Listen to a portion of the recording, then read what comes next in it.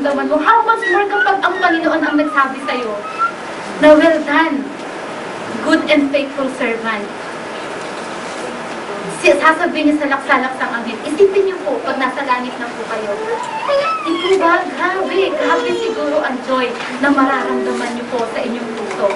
And second po, the joy of growing more like the Master as you do His will. Ang kagalakan na ikaw ay lumalago upang maging katulad ng ating Panginoon. Every Christian ought to strive to become conformed to the image of His Son. So Romans 8 verse 29, sabi ko rito, for whom He foreknew, He also predestined to be conformed to the image of His Son, that He might be the firstborn among many brethren. You know what? And those who serve Him have a wonderful opportunity to learn from Him and become more like Him. Kapag naglilingkod po tayo sa Panginoon, nandun po yung napakagandang oportunidad na matututo po tayo sa Kanya. Napakagandang oportunidad na magiging kagaya po natin ang ating Panginoon. Amen? Gusto niyo po bang maging kagaya ang ating Panginoon? Kasi anak niya po tayo eh. So kung anak po tayo ng Panginoon, dapat maging kagaya po tayo sa Kanya. And the joy of growing more like the Master results from a variety of spiritual experiences with God. Marami po tayong mai-experience kapag maglilingkod po tayo sa Panginoon. Experience na kung saan, sabi ko nga po kanina, hindi matatawaran, hindi mababayaran. Minsan, mabibigat na experience, pero hindi tayo pababayaan ng Panginoon. Tutulungan niya tayo. Minsan, experience na kung saan, grabe, nanong na-experience man na ako ito, no? Pag dili ko siguro naging Christian, dili dyan na ako ito na-experience itong mga inato na na butang. Di ba minsan, makapagsasabi tayo sa sarili natin na, grabe, ang sayo naman dun sa camp. Siguro pag hindi ako naging Christian, hindi ako nag-serve sa Panginoon, hindi ko ma-experience yung ganong kasaya sa camp. Di ba ba? Siguro pag hindi ako naging Christian, tapos may activities dito sa church at hindi ako nakasama, ako, at least salamat sa Diyos kasi naging Christian ako, at least na-experience ko yung ganun na experience.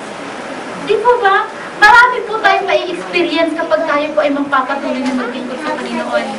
At yung mga experience na yon, na lagi mong aalalahanin hanggang sa pagtanda mo at maibabahagi mo sa iyong mga apo, sa iyong mga anak. Maibabahagi mo yun sa kanila, yung mga magagandang experience mo sa Panginoon. Amen. So grow in the grace, in the knowledge of God. And be the idol of Jesus, our Master. Sino po ang idol natin? Sino po ang idol natin? Kala ko artista eh. Kala ko basketball player. Di ba maraming mga taong idol nila, artista. Pag tumingin ako sa internet, pipili ang mga yan. Nandito si sabi ko, sana naman ang Panginoon naman ang ganyan nila. Di ba? Pag makakita sila ng mga celebrities, grabe ang kinis sa mga tao. Grabe ang tipak nila. Pag doon pa nga lang sa mga nagko-concert, di ba? Grabe yung ganyan nila, oh. Yung kamay nila, binawagayway pa. Tapos tumitili sila, sumasabay sa kanta. Sabi ko, sana kahit sa praise and worship, ganun yung mga Kristiyano. Napakaganda siguro. Ano po? Kasi, yung idol natin ang Panginoon eh. Siya dapat yung maitaas. Siya dapat yung taasan natin ng kamay. Siya dapat yung pilihan natin. At anong klaseng pagpili? Di ba? Di ba anong klaseng pagpili? Praise Him. Worship Him. Lord, you're so great. Lord, you're so faithful. Lord, thank you so much. Di ba? Napakaganda po siguro pag ganun po ang maging attitude ng mga Christian. Napakaganda po siguro ng praise and worship kapag ganun po ang mga sa congregation, di ba? Madadala po kasi, pati yung song leader madadala, yung mga sa musician madadala po. Kapag ang congregation hindi inaantok na mag-worship, ang congregation ikaw na mag-worship, yung congregation hindi nakagana na mag-worship, kundi nakataas yung pagmay, binawagayway nila sa Panginoon. Siguro napakaganda po. Ano po? Ba't hindi po natin gawin yung ganun? Kung sa sanlibutan niya, kaya nilang gawin eh. How much more tayong mga Kristiyano na ang kinakantahan natin ng Panginoon. Di po ba? Dapat mag-grow po tayo spiritually. At hindi lang po stagnant yung spiritual life natin. Dapat nag-grow po tayo. As we serve the Lord, kailangan mag-grow po tayo. At hindi po tayo laging nagiging baby Christian. Maging matured Christian po tayo. Amen. At ang pangatlo po, the joy of helping others. Ito po, if we serve others, they come to know Jesus Christ and live for Him. Kapag naglilingkod po tayo sa iba, di po ba, makikilala po nila ang Panginoon. Makikilala po nila ang Panginoon sa ating mga gawa. Minsan hindi po natin kayang mag-share ng Word of God. Pero sa ating mga gawa na lang, sa ating mga action na lang, makikita nila ang Panginoon sa buhay natin. Makikilala nila ang Panginoon at tatanggapin nila ang Panginoon bilang Diyos at tagapagligtas ng kanilang mga buhay. Malaki po ang opportunity po nating tumulong kasi narito po tayo sa Japan. Di po ba? How much for yung mga tao sa Pilipinas? Naalala ko po yung sinabi ni Kuya Christian, yung vision niya po, this coming December. Kaya po ba natin tumulong? Sa Pilipinas po, grabe ang baha. Tapos sabi ni Sister LV kahapon, may mga nasunugan. Ilang bahay yung nasunugan sa Pilipinas? 1,000 ata. Nagmamakaawa sila, sabi nila kahit damit man lang sana, mabigyan po kami. Di po ba? Tulungan po natin yung vision ni Brother Christian this coming December, yung desire po ng kanyang puso, helping others. Kapag marami kang gamit dyan sa bahay at punong-puno lang yung aparador mo, hindi mo na alam kung anong isusuot mo, ibigay mo. Di ba ba? Mag-door-to-door tayo sa Pilipinas, ibigay natin sa kapatiran natin doon na walang-wala rin po sila. Di ba ba?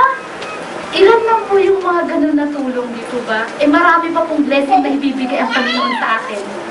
Marami pa pong blessing na ibibigay ng Panginoon sa atin. Kapag yung blessing na ibinibigay niya sa atin ay ibinibigay din po natin sa iba, grabe ang blessing na ibibigay ng Panginoon sa atin.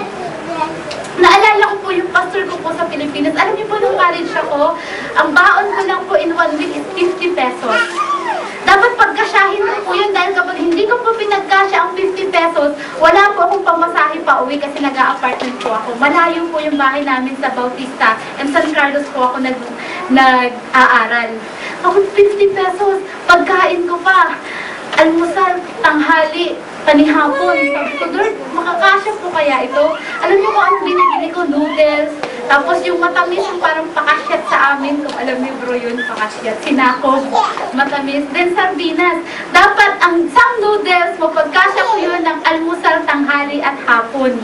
Ang isang noodles. Kapag humingi pa yung ka-boardmate ko, kailangan bigyan ko siya. Alam nga naman magiging maramot ako. So, ganun po, naging practical po ako. Pero po, yung pastor ko po sa Pilipinas, sabi, kapag bumibisita po siya doon sa apartment ko, sabi niya, sis, kunin mo to. Sis, kunin mo to. Pastor, bakit po lagi po kayo nagbibigay? Tanong ko sa kanya, ba't lagi po kayo nagbibigay? Ba't lagi niyo po akong tinutulungan? Kasi nagbabible study rin po ako doon sa apartment ko. Sabi niya, kasi, binibigyan kita para kapag kung ikaw ay meron na, magbibigay ka rin sa iba. Hindi ko po makalimutan yung sinabi niya po yun sa akin. Tinutulungan kita dahil kapag ikaw ay binless na ng Panginoon, huwag mo rin kalimutan po yun. Tayo po ngayon, di ba nung una mahirap po tayo sa Pilipinas? Walang-wala po tayo sa Pilipinas.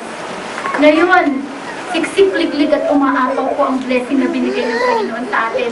Kaya din po ba natin tumulong sa iba?